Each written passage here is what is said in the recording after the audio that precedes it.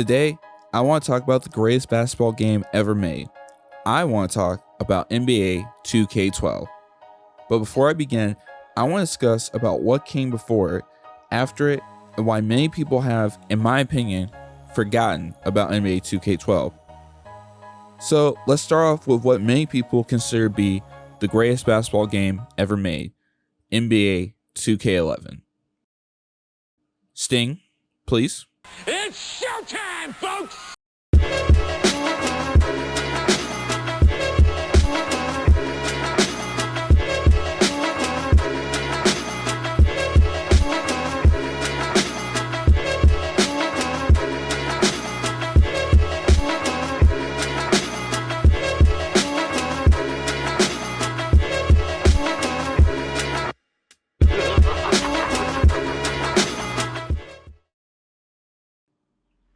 In 2010, 2K wasn't the 2K we know and have opinions about.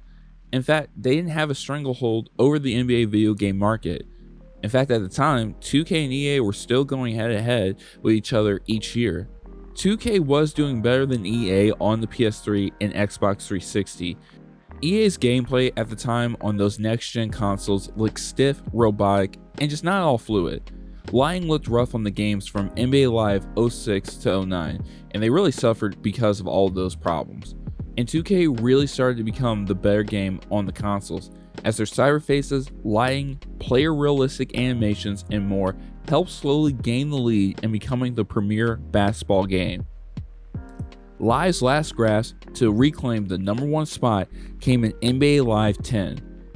Mike Wang, who was really helped building 2K's presence since NBA 2K6, many of the basic fundamentals of what makes the 2K game so enjoyable came from him. He left 2K to help EA build a better basketball game than what they had previously. As he said, he was trying to create that competition. While sales didn't show it, NBA Live 10 was a dramatic improvement over 09. But it was too little too late, as 2K continued their spot as being #1. Wang left EA after being there for 18 months and headed back to 2K. Live would then turn into NBA Elite 11, featuring some of the most notorious glitches of all time.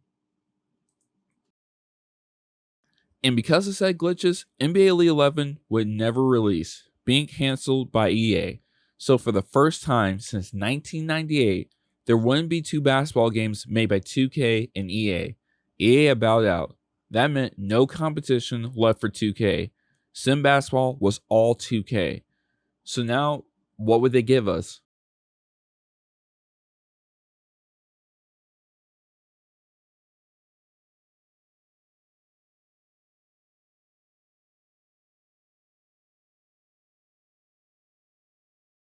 NBA 2K11. Michael Jordan. For the first time since he retired, Michael Jordan would be in a sim licensed basketball game, and 2K made sure to treat this like the big deal it was. The trailers they had talking about Jordan's greatness, his best moments, the hype building for this game was truly incredible at the time. They had done trailers like this before. In fact, this was some of the same that they did with 2K10, but with 2K11, it just felt bigger, like this game was going to be a whole new world. I look at 2K11 the same way I do as Pink Floyd's Echoes. I don't take anything away from the past 5 years and the work that 2K had put in to build up to this moment. From 2K6 to 2K10, they still made incredible basketball games. But 2K11 really is the start of the 2K that we all know today. What we were getting was going to be a whole new experience. We were going to get something completely different. Michael Jordan asked us a question at the start of 2K11 that I don't really think we were prepared to answer. Are you ready? 2K11 was a commercial success. They revamped the gameplay, giving you more control over ISO moves. Signature moves were added to 2K11, which became essential in distinguishing star players like LeBron or Kobe. The presentation of the game itself might be the most iconic in any basketball game.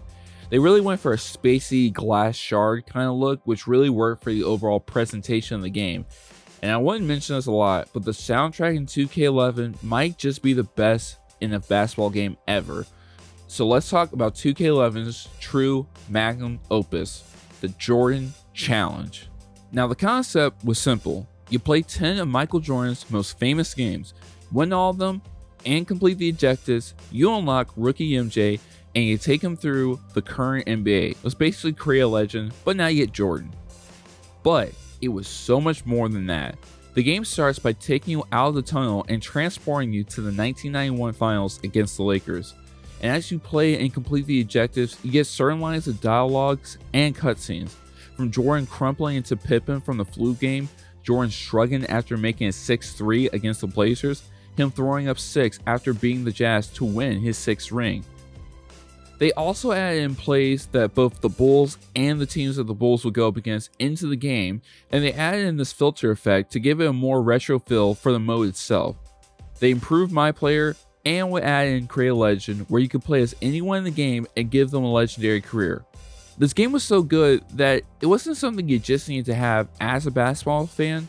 This was if you were a sports fan who liked video games in general.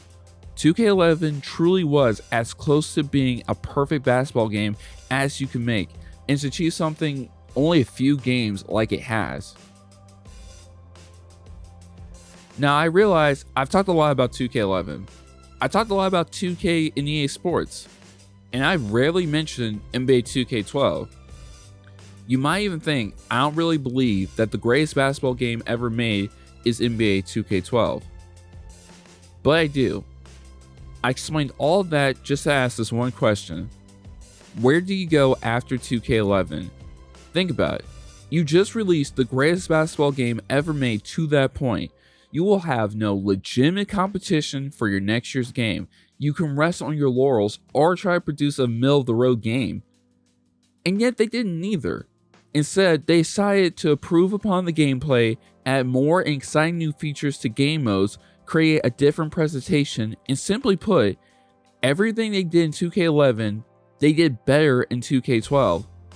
So now, that leaves just one question. If 2K12 is a better game than 2K11, the question isn't, why isn't it considered the greatest? The real question, why isn't it mentioned among the greatest basketball games of all time? Why do titles such as 2K16, 14, and 13 get mentioned before 12? How do you have bad games like 2K17 and 18 that get talked about more?